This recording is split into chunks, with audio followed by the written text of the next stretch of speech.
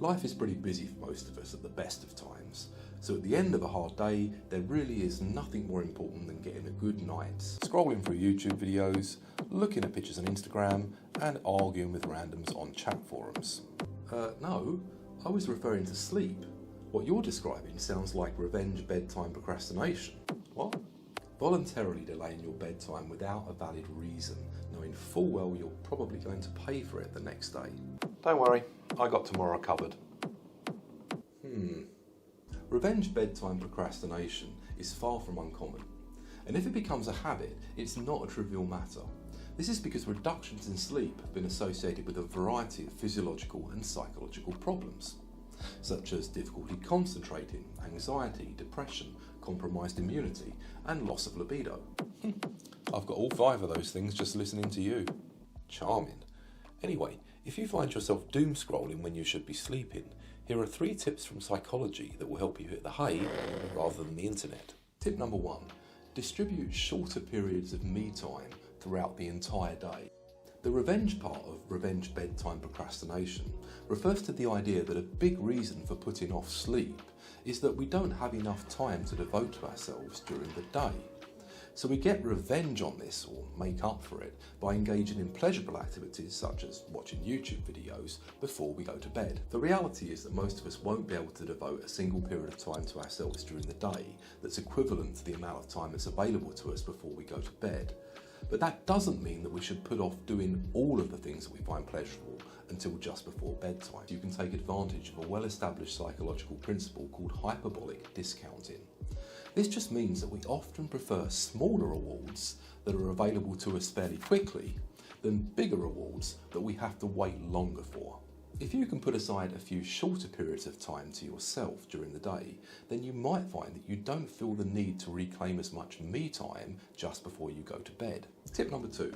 Create a more appealing bedtime routine. Some research has suggested that it's not bedtime per se that people are putting off, but rather the routines associated with bedtime, which tend to involve really unappealing chores like putting the bins out, doing the washing up, or making lunch for the next day. These chores tend to displace, or at least delay, activities that would be conducive to a much more appealing bedtime routine, such as taking a warm bath, reading a book, listening to some music, or doing some meditation. The obvious solution to this problem is to relocate any unappealing activities from your bedtime routine to early in the evening. Of course, the problem with this is the very reason these activities ended up in your bedtime routine is probably because you were putting off doing them until the last minute. I'll take the bins out soon. We're often much more inclined to state a goal, for example, I need to do the washing up, than specify how and when we will implement the behaviour required to achieve that goal. To solve this problem, try using implementation intentions featuring the if-then format of specifying something you need to do. For example, if I have finished dinner, then I will immediately wash, dry and clear away all of the cutlery and cooking utensils. I know this might seem way too simple to have any chance of working, but implementation intentions are a well-established, tried and trusted method of turning good intentions into effective action. Tip number 3. Plan for incomplete or ongoing tasks. Some research has indicated that people sometimes put off going to bed, not because they are averse to sleep, but rather because they are averse to what's waiting for them the following day.